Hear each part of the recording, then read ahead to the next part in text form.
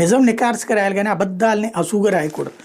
సాక్షి వైఎస్ఆర్సీపీ వర్గీయుడి కుటుంబంపై టీడీపీ మోకదాడి అని రాసింది. బీటెక్ రవి అనుచరుల వీరంగం 5 గాయాలు, నిలువరించిన గ్రామస్తులనే తప్పుపట్టిన పోలీసులు. అసలు వార్త చూడండి. వైఎస్ఆర్ కడప జిల్లా వేంపల్లి మండలం నందిపల్లిలో వైఎస్ఆర్సీపీ వర్గీయుడి కుటుంబంపై టీడీపీ గూండాలు ఆదివారం రాత్రి దాడికి పాల్పడ్డారు. అయితే బాధితులు తెలిపిన వివరాలు ఏంటంటే, నందిపల్లికి చెందిన మున్వర్ ఋషిబన్ దంపతుల మధ్య మనస్పర్ధలు ఉన్నాయి. తరచూ చిన్న చిన్న గొడవలు జరిగాయి. ఈ క్రమంలో వీరపనాయనపల్లి మండలం నేలతిమ్మయ్య గారిపల్లి గ్రామానికి చెందిన రిషిబన్ సోదరులు పెద అబ్దుల్లా, చిన్న అబ్దుల్లాలు ఎమ్మెల్సీ బీటెక్ రవి అనుచరులు వేంపల్లికి చెందిన షేక్ అబ్దుల్ మరో 10 మందితో కలిసి మన్వర్ కుటుంబంపై దాడికి దిగారు.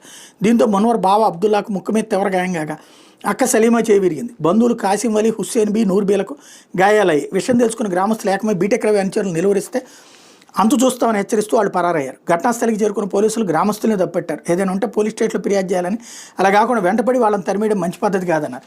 గాయపడిన వాళ్ళని వేంపల్లి ప్రభుత్వ ఆసుపత్రికి తరలించారు. విషయం ఏంటంటే భార్య